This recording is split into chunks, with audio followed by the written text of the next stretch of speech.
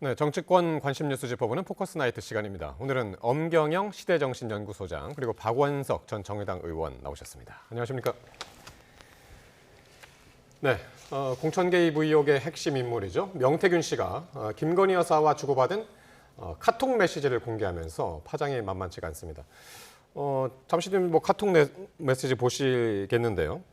김 여사가 이 카톡에서 철없이 떠드는 우리 오빠, 무식하면 원래 그렇다. 죄송합니다. 이렇게 오빠의 잘못을 명 씨한테 사과하는 그런 이야기까지 했는데 여기서 핵심은 오빠가 누구냐라는 거 아니겠습니까? 네, 그렇습니다. 오빠가 정치권을 넘어서 우리 사회의 핫 이슈로 떠올랐는데요. 예. 국정감사장이 온통 오빠로 이제 도배가 되고 아하. 언론까지 모든 언론이 오빠를 이제 오빠 기사를 쏟아내고 있는데요. 네, 예. 사실 이게 그 대통령하고 또 영부인을 만나서 무슨 예. 얘기를 나누거나 뭔가 이제 문자를 주고받고 이렇게 하면 공개하지 않는 게 지금까지 관행이었습니다. 그런데 최근에는 이런 이제 그 좋은 관행이 다 무너져서 예. 국가 안보라든지 국격이라든지 그리고 수많은 논란을 양산을 하고 있는데요. 이게 한편으로 보면 되게 착잡하기도 하고 예. 뭐 대략 난감인 상황입니다. 예. 오빠가 누굴까요? 네, 이제 오빠가 여러 가지 일단 설이 있는데요. 대통령실에서는 김건희 여사의 친오빠다 이렇게 해명을 했습니다. 네, 실제로 이제 친오빠가 있고 뭐 선거 때 활발하게 네. 활동한 것으로 알려져 있는데요.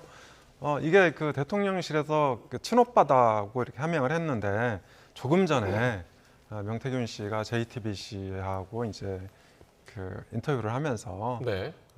오빠가 윤 대통령이다 이렇게 다시 얘기를 했고요. 앞으로 또 그 추가 폭로를 이제 예고한 상황이라서 예. 오빠가 누구인지는 조금 더 두고 봐야 되지 않을까 그렇게 생각을 합니다. 네. 예. 박 의원님은 어떻게 보셨나요? 일단 그 단어도 중요한데 문맥이 중요하지 않습니까? 문맥상 김건희 씨의 친오빠가 난데없이 저 상황에 등장할 이유는 없는 것 같아요. 그리고 명태균 씨도 김건희 씨 친오빠하고 내가 무슨 의논할 상황은 아니다. 그러니까 사실상 윤 대통령이라는 걸 시사했고, 다만 이제 놀라운 건 제3자에게 어쨌든 본인의 남편이자 당시의 대선 후보로 한참 주가가 오르고 있는 윤석열 대통령을 저런 식으로 평하고 저런 네. 식으로 얘기한다는 게 대단히 놀랍고요. 어. 우리가 기억을 돌이켜보면 대선 무렵에 서울의 소리 이명수 기자하고 김건희 여사가 통화를 했던 녹취록이 공개된 바가 있습니다. 네. 거기서도 오빠라는 호칭은 없었지만 비슷하게 나 없으면 아무것도 못한다, 바보다, 뭐 이런 식의 평가를 했던 게 기억이 나요. 예. 때문에 그 사실은 그 저런 언행은 좀 일반적이지 않죠. 아무리 뭐 부부간에도 속내가 있을 수 있지만 제3자에게 자신의 가족을 칭해서 저렇게 얘기한다는 거는 네. 제가 보기엔 납득하기가 좀 어렵고요. 더 문제는 대통령실의 해명입니다. 그러니까 지난번에도 명태균 씨를 2번 만났다 이렇게 해명했는데 바로 그게 사실이 아니라는 게 확인이 됐는데 이번에도 제대로 사실관계를 확인하지 않고 저런 식으로 국민들한테 무책임한 해명, 사실 거짓에 가까운 해명을 해서 해명이 계속 논란을 부르는 네. 상황이 되고 있는 게 아닌가 싶고요. 결국 지금 명태균 씨가 이런저런 폭로들을 해왔고 더 할 거라고 예고하고 있는데 예. 대통령실이 그에 대해서 대응을 못 하고 있는 거예요. 만약 저 명태균 씨가 정말 이 자기과시에 아주 젖어 있고 허장성세에 젖어 있는 사람이라면 네. 6개월간 스피커폰으로 대통령 부부와 통화를 했다는 얘기는 명백한 허위 사실이잖아요. 네. 대통령실의 주장에 따르면 예. 왜 거기에 대해서 법적 대응을 하지 않죠? 제가 보기엔 그거는 오히려 명태균 씨가 얘기하고 있는 게 허위 사실이 아니라는 거를 반증하는 그런 상황이 아닌가 싶습니다. 네. 심각한 문제입니다. 그렇군요. 일단 대통령실 해명이 나온 이후에 일단 야권에서는 친오빠면은 더 문제다. 그렇게 얘기를 했고요. 이준석 의원의 이름도 저 카톡 안에서 지금 거론이 되지 않습니까? 그래서 이준석 의원은 김 여사가 오빠라고 지칭하는 다른 사람은 알지 못한다. 라고 이야기를 했고. 어쨌든 이거는 오빠가 누구냐라고 했을 때 이제 많이 지금 이제 나왔던 그런 기사들 안에 있었고. 그런데 이제 지금 말씀하셨듯이 만약에 인터뷰를 통해서 오빠는 윤석열 대통령이다라고 명태균 씨가 얘기를 했다면 이 문제는 여기서 뭐 일단 명태균 씨 입장은 그렇게 이제 드러난 것이 되겠네요. 그렇습니다. 네. 그런데 이제 시점으로 보면 대략 한 그 7월 말쯤으로 예상이 되는데요. 네. 그러니까 카톡 내용이 되게 긴박하지 않습니까? 네. 어떤 중대한 문제를 결정해야 되는 그런 시기다. 이제 그렇게 그 예상이 되고 있고요. 사실 윤석열 대통령이 7월 30일 날 국민의힘에 입당을 합니다. 그래서 그 직전 상황으로 보여지는데 이제 저는 그러니까 물론 이게 바람직한 카톡 내용은 아니죠. 그런데 네. 이런 이제 사적인 대화가 무분별하게 공개가 돼서 이게 대한민국이 전부 다 이 정쟁에 휘말리는 네. 그런 초유의 사태가 벌어지고 있는 것은 저는 바람직하지 않다 네. 이렇게 보고요. 그러니까 이것 때문에 정말 국정감사에서 한창 진행이 돼야 되는 민생은 다 사라지고 있고 또 지금 세계적으로도 이게 반도체, 그러니까 우리 대한민국의 반도체가 상당히 위기 국면인데 예. 이런 그러니까 중요한 국정 현안들이 다 이게 블랙홀처럼 빨려 들어가고 있지 않습니까? 그래서 네. 저는 이 정치권이 조금 냉정하게 그리고 이게 사적인 대화니까 예. 그냥 냉정하게 대응을 해야 된다 그렇게 보고 있습니다. 예. 그래서 지금 이제 시기를 말씀하셨는데 2021년 7월 말이라고 지금 말씀하셨거든요. 그때면은 그 어쨌든 입당하기 전인가요, 윤 대통령이? 그렇습니다. 7월 말일 날 입당을 한 걸로 알고 있고요. 네. 그 입당 과정에서 당시 이준석 대표하고 갈등이 좀 있었어요. 그러니까 지금 저 그 카톡 내용도 내용 전체를 알 수는 없지만 문맥상 그 이준석 대표의 갈등의 문제를 조금 시사하고 있는 것 같아요. 그에 대해서 조금 명태균 씨가 역할을 해주길 기대하는 것 같고 예. 또 일정하게 명태균 씨가 역할을 했다고 본인이 얘기를 하고 있고 양자 네. 사이에서 아마 그 상황을 유추해 볼 수 있는 장면인 것 같은데요. 이제 문제는 그 당시에 윤석열 대통령은 여권의 유력한 대선 후보였기 때문에 이미 당내에서 윤석열 대통령을 대통령 후보로 옹립하고자 하는 그런 흐름이 형성돼 있었고 얼마든지 당내에 그 정무적인 그런 판단과 조언과 이런 걸 구할 수 있었을 텐데 명태균 씨처럼 어떻게 보면 본인이 그림자라고 지칭을 하고 있지만 선거 브로커에 네. 가까운 사람의 조언을 얻어서 정무적 판단을 했다는 것도 문제고 저 관계가 끊기지 않은 거 아니겠습니까? 명태균 씨의 주장에 따르면 대선 때까지 6개월 동안 계속 예. 연락을 했고 또 본인이 후보단이라고 가정해도 관여를 했고 그리고 대통령 취임식에도 초대가 됐고 대선 이후에도 공천과 관련해서 2022년 재보궐선거 공천, 2024년 공천 그래서 김건희 여사와 연락을 주고받았던 그런 정황들이 포착이 되고 있잖아요. 그리고 명태균 씨가 오늘 한 얘기가 본인이 저 문자뿐만이 아니라 사진, 녹취 다 공개하겠다 앞으로. 네. 뭐가 어떻게 나올지 모르는 그러니까요. 거죠. 이른바 이제 비선 개입 논란, 국정농단 또다시 좋지 않은 그런 기억이 네. 환기될 수밖에 없을 것 같고요. 제가 굉장히 조금 그 참담하게 생각하는 바는 현 정부 들어서 여러 가지 국정의 난맥상이 있는데 이 국정의 난맥상이 대통령이 국정 운영의 모든 것을 판단하고 주도하지 못하고 저 카톡에 나와 있는 대로 철이 없고 무식하고 뭘 잘 몰라서 다른 사람에 의해서 국정 운영이 주도되기 때문에 예. 이런 일이 벌어지는 것이라면 그 심각한 문제죠. 네. 오늘 SNS 그 카톡 내용이 명태균 씨 본인의 그 SNS를 통해서 공개를 했습니다. 그러면서 요 카톡 사진을 올리는 바로 그 위에 뭐라고 썼냐면 김재원 씨의 강력한 요청으로 알려드립니다. 그렇게 얘기를 했거든요. 이건 무슨 내용입니까? 물론 이제 지금 김재원 최고위원하고 이게 그 여러 가지 갈등이 이제 불거지고 있는데요. 저는 이제 그게 핵심은 아니라고 봅니다. 네. 그러니까 명태균 씨가 일부 과장돼 있고 말이 좀 바뀌는 건 이제 맞습니다. 그러니까 그 매일 통화했다고 하는 것도 처음에는 예를 들어서 이제 이준석 당대표가 그 당선된 다음 그러니까 2021년 6월 11일이거든요. 이때부터 처음에 3, 4개월이라고 얘기를 했었어요. 그러니까 대략 추론해 보면 이제 입당할 무렵까지로 네. 보여지는데 어쨌든 지금 이 명태균 씨가 어떤 문제를 안고 있냐면 이게 그 정치자금법 수사를 받고 있습니다. 네. 그러니까 그 공천 개입 의혹과 관련해서 올해 총선은 사실은 이제 뭐 딱히 그 실체가 없죠. 그러니까 김영선 전 의원이 김해갑에서 공천 배제가 됐기 그러니까 때문에 배제가 그리고 그 실제로 그 여론조사를 통해서 이제 그 선거 컨설팅을 했던 사람인데 그런 그 사례가 하나도 없습니다. 올해 총선 때는 여론조사 자체가 나와 있는 게 없어요.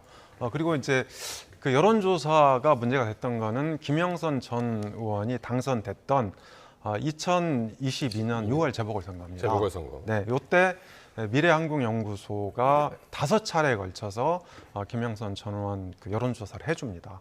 그런데 여론조사 기준은 이제 그 위반하지 않았지만 내용 자체가 김영선 전 의원을 띄워주는 그런 내용이었거든요. 네. 그래서 뭐 예를 들어서 유선 비중을 창원 의창구가 도시 지역인데도 30%를 섞는다든지 그리고 한나라당 전 대표 뭐 이런 말을 쓴다든지 네. 그리고 이제 그 후보가 뭐 7, 8명 정도 되는데 양자 대결 민주당 후보하고 양자 대결만 붙인다든지 이런 식으로 해서 김영선 전 의원을 굉장히 띄워줍니다. 그리고 네. 이것 때문에 공천을 받고 당선이 되게 되는 거죠.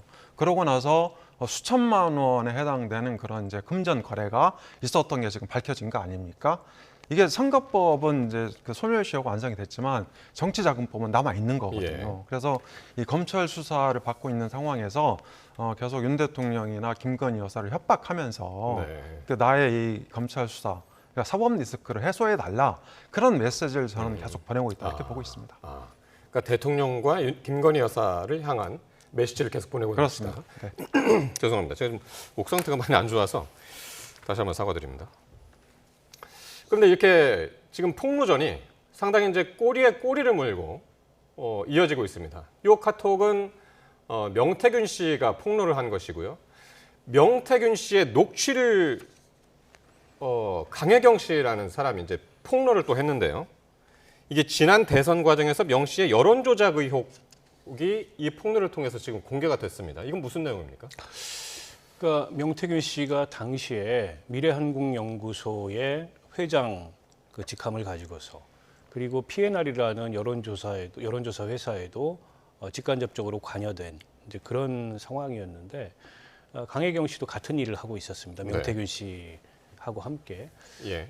당시에 이제 명태균 씨가 스스로도 밝혔듯이 언론에 공표하지 않는 비공개 여론조사를 뭐 자비를 들여서 상당수를 했다. 그리고 그거를 윤석열 당시 후보한테 보고를 했다. 예. 이런 강혜경 씨의 폭로가 있었는데요. 그와 관련된 정황이 담겨 있는 녹취록이 공개가 됐는데 그 녹취록에 따르면은 네. 윤석열 후보를 홍준표 후보보다 한 2, 3% 정도 높게 해서 아하. 여론조사 결과를 도출하라.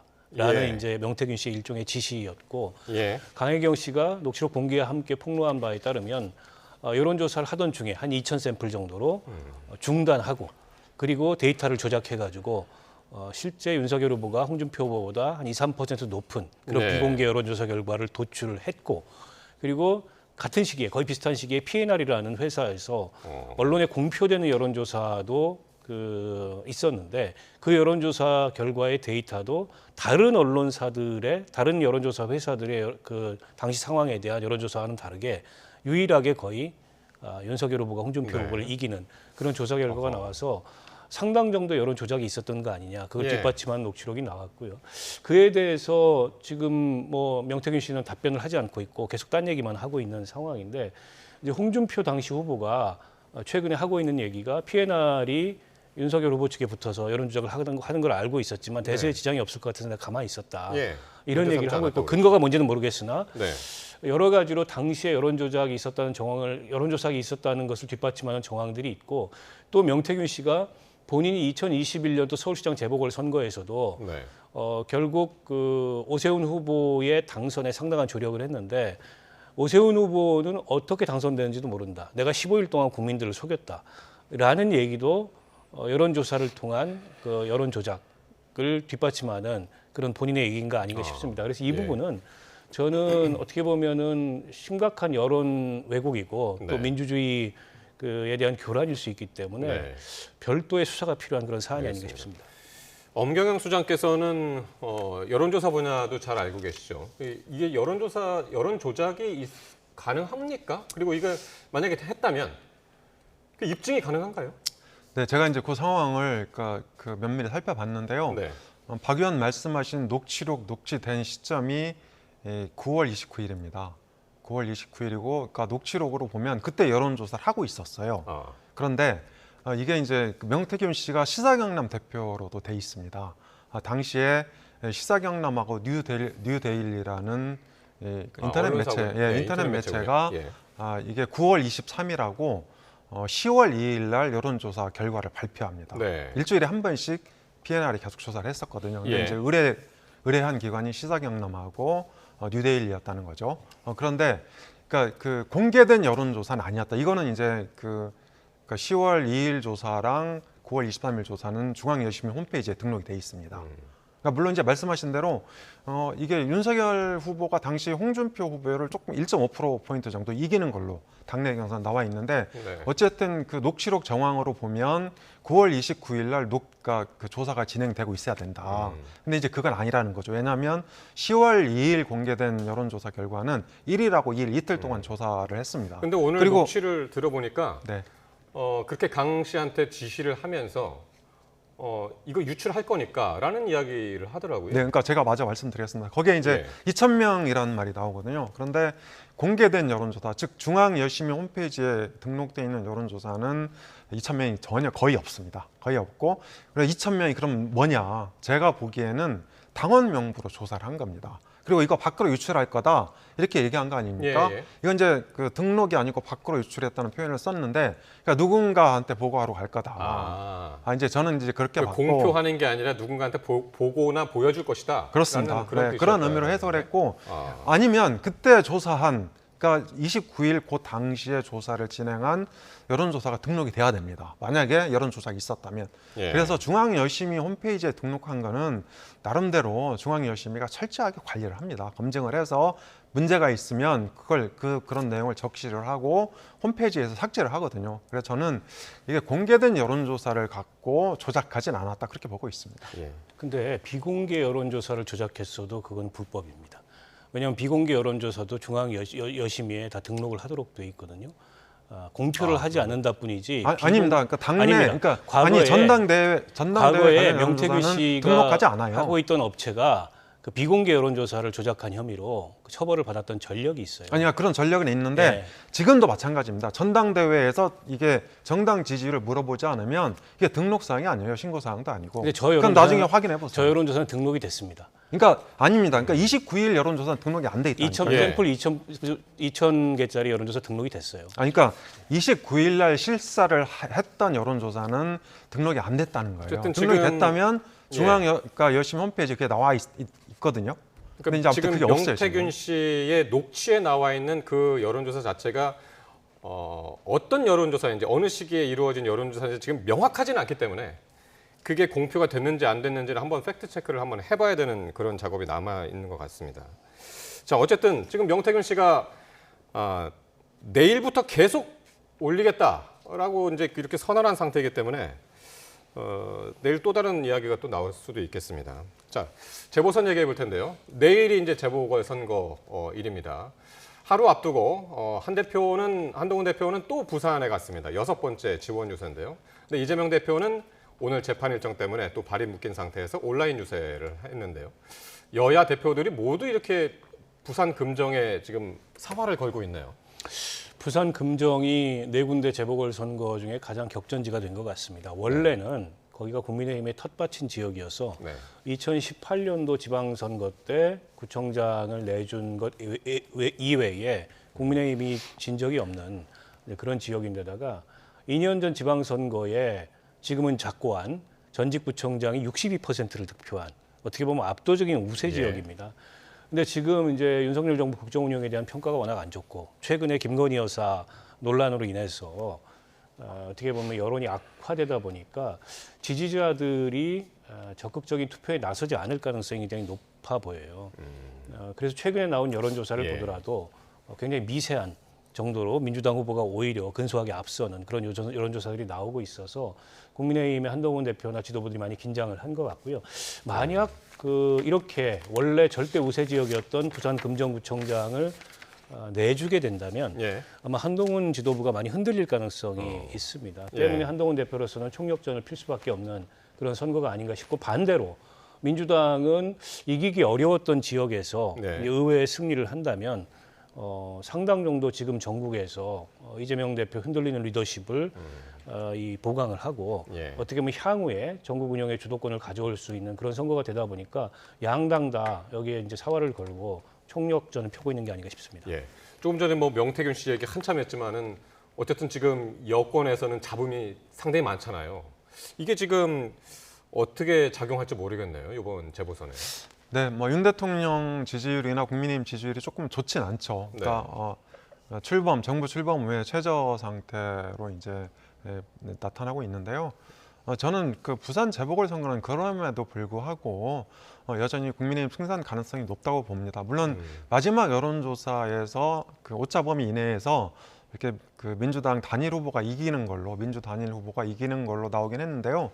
이게 연령별로 지지율을 살펴보면 60대 이상에서는 국민의힘 지지율이 여전히 흔들리지 않고 있다. 네. 저는 그런 측면에서 그러니까 승부를 바꾸긴 쉽지 않다 이렇게 보고 있고요. 그리고 김영배 의원이 그러니까 혈세 낭비라고 이제 그 돌아가신 네. 분한테 네. 그렇게 비판을 해서 지금 예. 유족들한테 지금 피소를 당한 상태고, 그리고 조국 대표도 최근에 이제 그런 얘기를 했죠. 만약에 한동훈 대표가 금정구청장 선거에서 패배하면 물러날 거다 이렇게 얘기하면서 오히려 이게 이제 그 국민의힘에 대한 어떤 지지 열기가 조금씩 살아나고 있다. 저는 그런 면에서 예. 부산 금정구청장은 충분히 국민의힘이 승리할 수 있을 것으로 보고 있습니다. 알겠습니다. 그러면은 녹취를 하나 한번 들어보죠. 국민의힘이 이제 부산 금정에서 패할 경우에 지금 이제 말씀하셨죠. 조국 대표가 한동훈 대표가 매우 위기에 빠질 것이다라고 이제 그렇게 진단을 했는데 한번 이야기 들어보겠습니다. 금정구란 곳이 지금까지 국민의힘의 텃밭이라고 불리는 곳인데 예. 민주당과 조국혁신당이 단일화해서 이 단일한 후보가 이기게 되면 전 즉각적으로 집권 세력 내부에 큰 파문이 일어날 것이라고 보고, 당장은 한동훈 대표가 대표 자리를 유지할 수 있겠습니까? 설사 단일 후보가 근소한 차로 진다고 하더라도 아하. 한동훈 대표는 매우 위기에 빠질 것이라고 예상합니다. 네. 박 의원님은 어떻게 보십니까? 한동훈 대표의 책임론이 나올까요? 만약에 이제 금정구가 여권 입장에서 잘못된다면? 그 당 내부의 선거를 만약 패배하게 되면 네. 그 책임에 대한 의견이 좀 분분할 것 같습니다. 이를테면 이제 당내의 친윤계 그리고 대통령실 쪽에서는 한동훈 대표 책임론을 아무래도 얘기하겠죠. 왜냐하면 한동훈 대표가 지금 선거 지휘를 하고 있고 네. 한동훈 대표가 지난 총선도 비대위원장으로서 지휘를 했는데 결과적으로 이제 참패를 당했지 않습니까? 결국 한동훈 대표의 리더십으로는 선거를 이길 수 없다. 뭐 이런 식의 책임론을 유포할 가능성이 높고, 예. 반면에 이제 한동훈 대표 측에서는 결국 지금 이렇게까지 여론이 악화된 텃밭 선거에서마저도 민주당한테 밀리게 되는 이런 여론 악화의 책임은 윤 대통령과 김건희 여사 이슈를 제대로 처리하지 못한 이 문제 때문이지. 네. 그럼 한동훈 책임이라고 얘기할 수 없다. 그러니까 아마 책임론을 둘러싸고 국민의힘 내부가, 여권 내부가 상당한 내용에 휩싸일 가능성이 있어 보입니다. 근데 지금 어쨌든 부산 현지에서 뭐 많이 가 있어서 그렇기도 합니다만은 그 현지에서 김건희 여사 이야기를 많이 했거든요. 그 한동훈 대표가. 그것도 어떻게 보세요? 그것도 의도적이다라고 보시나요? 네, 뭐 그런 측면이 있다고 봅니다. 한동훈 대표는 이제 최근에 선거 지원을 하면서 네. 현장에서 민심을 많이 듣고 있다. 네. 그런데 김건희 여사에 대한 그 분노의 민심이 이제 한동훈 대표한테 전달이 됐고, 그것을 윤 대통령한테 전달해 가는 과정에 있다 이렇게 보고 있고요. 뭐 이게 저는 단순히 재보선용만은 아니다. 그러니까 당의 결기, 당의 주도권을 앞으로 행사하겠다. 네. 저는 그런 메시지를 국민들한테 계속 내놓고 있다고 봅니다. 그런 측면에서 네. 저는 이번 그 재보선 선거를 계기로 해서 네. 국민의힘이 아마 반등의 계기를 찾지 네. 않을까 그렇게 생각합니다. 부산 금정이 국민의힘 입장에서 결코 내줄 수 없는 지역이라면 이제 민주당 입장에서는 전남 그 영광 아니겠습니까? 네. 거기 판세는 어떻게 보세요? 거기는 지금 이 민주당과 조국혁신당 그리고 진보당까지 3당이 아주 팽팽한 네. 삼각구도를 형성하고 있는 걸로 최근까지 판세 분석이 되는데요. 민주당으로서는 만약에 그 호남 이제 영광에서 조국혁신당 혹은 진보당한테 군수 자리를 내주게 되면 이게 호남 지역에서 민주당에 대한 여러 가지 여론이 그다지 좋지 않다. 네. 이런 의견들이 있는데 그런 어떤 그 여론이 더 짙어지는 결과를 초래하게 되지 않을까 싶고, 아무래도 이재명 대표 책임론이 네. 결국 이재명 대표의 흔들리는 리더십 또 이재명 대표의 사법 리스크 이런 예. 게 다시 한번 부각되는 예. 그런 요인이 되지 않을까 싶은데요. 예. 그 최종 승부는 뚜껑을 열어봐야 할 것 같습니다. 워낙 팽팽하기 때문에. 전망이 쉽지 예, 않군요. 그러나 지금. 이제 조국 혁신당으로서는 쉽지 않은 승부이긴 합니다만, 만약 그 영광 군수를 가져올 수 있다면 호남에 일정한 교두보를 구축하는 네. 그런 어떤 성과를 낼 수 있다고 봅니다. 그러니까 지금 다 여야가 새 지도부가 출범한 이후에 첫 선거기 때문에 상당히 이제 사활을 걸고 하는데 지금 한번 그러면 사전 투표율을 한번 보실까요? 지난 주말 금토 이렇게 이어졌었죠. 서울시 교육감을 빼니까 상당히 높습니다. 전남 영광이 43%가 넘었고요. 곡성이 41%, 금정구 부산 금정이 20%가 일단 넘었고 강화가 27%. 일단 영광하고 곡성 이 투표율은 어떻게 읽고 계신가요? 네. 네. 저도 영광 군수 선거가 3당이 치열하게 네. 맞붙고 있는데요. 초기에는 조국혁신당 후보가 상당히 약진을 했었어요. 그런데 선거 중반 들어서면서 진보당 후보가 굉장히 치고 올라왔거든요. 네. 그래서 지금은 이제 3파전 구도로 진행이 되고 있는데 조국혁신당하고 진보당이 표를 나눠 가지면서 민주당 후보 당선 가능성이 조금 높아지고 있는 거 아닌가 그렇게 분석이 됩니다. 알겠습니다. 이거 바로 이제 내일이니까요. 내일 이제 개표가 되는 상황 함께 보고요. 자, 윤석열 대통령하고 한동훈 대표의 독대. 이게 다음 주 초에 진행이 될 것으로 보이는데요.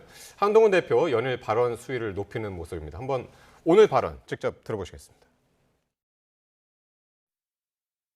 국민이 보시기에 안 좋은 일들이 반복해서 생기고 있습니다. 국민의 걱정과 불안이 커져가고 있는 거고요. 제가 이미 말씀드린 그런 조치들을 신속히 그리고 반드시 실행하는 것이 저는 필요하다고 생각합니다. 개인적인 정담을 나누는 자리가 아니라 대한민국과 대한민국 국민을 위해서 중요한 현안들에 대해서 논의하는 자리 아니겠습니까? 지금 여러분들이 생각하시는 여러 가지 일들이 당연히 심도 있게 논의되어야 한다라고 저는 생각해요. 자, 이게 독대가 다음 주 초라고는 하는데 이게 과연 이루어질지 날짜는 언제 아직까지 잡히지 않고 있어서 말이죠. 근데 이게 계속해서 저 발언의 수위를 높이고 있는 게 독대를 염두에 두고 한 것이다. 재보궐을 염두에 두고 한 것이다. 뭐 여러 가지 해석들이 나오고 있어서요. 예, 박 의원님 어떻게 둘 보세요? 다겠죠. 네. 일단 지금 선거에서 워낙 여론이 안 좋고 민심이 안 좋으니까 네. 아무래도 한동훈 대표로서는 그런 민심에 부응하는 목소리를 내면서 지지자들의 이탈이나 이런 것들을 최소화하려고 노력을 하는 것 같고요. 또 한편으로는 독대가 이루어졌을 때 네. 김건희 여사 문제를 분명하게 의제로 짚고 넘어가야 된다. 이런 공개적인 의제 설정을 하는 거라고 봅니다. 만약 만났는데 뭐 그 김건희 여사 문제에 대해서 분명하게 맺고 끊는 거 없이 그냥 흐지부지 된다면 네. 사실은 독대를 해도 별다른 의미가 없고 한 대표로서는 혹은 당으로서는 성과를 냈다고 보기 어렵거든요. 때문에 김건희 여사 문제에 대해서 분명하게 이전과 다른 그런 대책이 필요하다. 그리고 그걸 논의해서 이전과 다른 결론을 내야 된다. 이걸 대통령을 향해서 압박을 하고 있는 거라고 보고 네. 그렇기 때문에 저는 여전히 독대가 이루어질지 좀 불투명하다고 봅니다. 불투명하다고요. 그동안까지 윤 대통령의 성정으로 봤을 때 네. 김건희 여사 문제를 공개적으로 거론하면 그에 대해서는 굉장한 거부감을 표했던 네. 게 사실이거든요. 네. 지금 윤 대통령이 여러 가지 궁지에 몰려 있는 게 사실이긴 합니다만 지금까지의 모습대로라면 저렇게까지 한 대표가 연일 김건희 여사 문제를 공론화하면서 압박하는데 그 독대를 과연 수용할까? 재보궐 선거가 내일이기 때문에 언급을 안 하고 있을 뿐이지 독대가 네. 이루어지지 않을 가능성도 상당히 있다고 봅니다. 예. 소장님은 어떻게 보십니까? 저는 이제 독대는 100% 저는 성사된다? 100% 성사된다 그렇게 보고 예. 있는데요. 맞습니다. 말씀대로 김건희 여사 문제가 최대 쟁점이긴 하죠. 그런데 이제 문제가 되는 게 그러니까 17일 날 김건희 여사에 대한 도이치모터스 사건을 그러니까 검찰이 이제 그 결론을 낸다는 거 아닙니까? 선거 다음 날이네요. 네, 그렇습니다. 선거 네. 다음 날입니다. 근데 이제 문제는 그러니까 이때 만약에 불기소 처분을 하게 되면 그러니까 선택지가 거의 없습니다. 지난번에 한동훈 대표가 김건희 여사의 사과만으로는 특검을 막을 수 없다 이렇게 발언한 적이 있거든요. 그렇다면 이제 사과하고 특검이 남는데 사과 갖고는 예. 안 된다고 얘기한 거 아닙니까? 예. 그래서 저는 한동훈 대표가 최근에 인적 쇄신 문제를 집중적으로 제기하는 것이 그러니까 이런 출구 전략을 염두에 두고 있다. 그러니까 당장 특검으로 가기에는 지금 시기는 조금 이제 부담스러울 수 있지 않습니까? 그래서 사과로는 안 되니까 이를테면 뭐 인적 쇄신이라든지 아니면 윤 대통령이 직접 입장을 밝힌다든지 이런 어떤 플랜 B에 대한 그런 이제 선택지 이런 것들을 지금 그 공식적으로 요구하고 있는 게 아닌가 저는 그렇게 생각이 됩니다. 근데 일각에서 특히 이제 그 최재성 전 수석이 이렇게 해석을 하고 있더군요. 전망을 하고 있더군요. 윤석열 대통령하고 한동훈 대표의 독대가 이게 이별의 수순이 될 것이다. 그러니까 마치 만남을 가지려면 사실 부드럽게 만남을 가져야 되는데 이게 너무 지금 이제 격하게 상대방을 향해 있단 말이죠. 그래서 이런 상태에서 만나면 이게 이별의 수순 아니냐? 윤 대통령의 탈당을 하는 것 아니냐? 이런 전망들을 해서요. 예, 네. 이거 먼저 말씀하시죠. 네. 네. 저부터 말씀드리겠습니다. 네네. 그러니까 저는 이제 만남 자체도 작은 성과다. 네. 일단 그렇게 말씀드리고 싶고요. 사실 윤 대통령이 탈당하려면 저는 세 가지 조건이 필요하다고 봅니다. 네. 첫 번째가 선거가 임박해야 된다. 그리고 두 번째가 당론은 아니라도 당이 총의를 정해야 된다. 그러니까 공식적으로 요구할 수 있어야 된다는 거죠. 그리고 세 번째가 윤 대통령이 탈당에 대해서 선뜻 동의해야 된다. 그런데 저는 아직까지 그런 환경은 아닌 것 같고요. 그러니까 뭐 설사 지금처럼 상황이 안 좋다 하더라도 내년 한 뭐 6월쯤, 6, 7월쯤 이때쯤이 그 시기가 아닐까. 그 전까지는 저는 너무 나간 얘기다 이렇게 보고 있습니다. 예. 글쎄 당장에 뭐 윤 대통령의 탈당으로까지 나타날지는 모르겠습니다만 독대가 이루어진다 하더라도 두 사람 사이에 접점을 찾기는 쉽지 않을 거다. 왜냐하면 한동훈 대표 입장에서는 전면적인 국정 쇄신이 아니고서는 지금의 정치적 위기를 돌파하기 어렵고 네. 전면적 국정 쇄신의 핵심은 김건희 여사 문제를 원칙대로 처리하는 건데 윤 대통령은 별로 그럴 의사가 현재까지 없어 보여요. 네. 그런데다가 당내 이제 친윤계의 반응을 보면 뭐 권성동 의원이라든지 최근 들어서 한동훈 대표의 그 의견에 대해서 굉장히 비판적인 입장을 내고 있거든요. 그러니까 재보선을 계기로 해서 그게 재보선이 끝나고 나서 그런 갈등이 다시 한번 폭발할 가능성이 있어서 네. 독대를 하더라도 형식적인 수준의 이별은 아니겠지만 네. 정치적인 측면에서는 두 사람이 각자 갈 길 가는 그런 분수령이 될 수도 있다 이렇게 봅니다. 좋은 성과가 나오긴 힘들 것이다. 네. 네. 알겠습니다. 내일 재보궐 선거의 결과하고 또 독대랑 이게 또 한 줄기로 또 이어져 있고요. 그 연결고리들이 어떻게 끝날지 함께 지켜보겠습니다. 다음 주에 또 어떤 얘기들을 나눌지 또 궁금해지네요. 엄경영 시대정신연구소장 그리고 박원석 전 정의당 의원과 함께했습니다. 두 분 고맙습니다.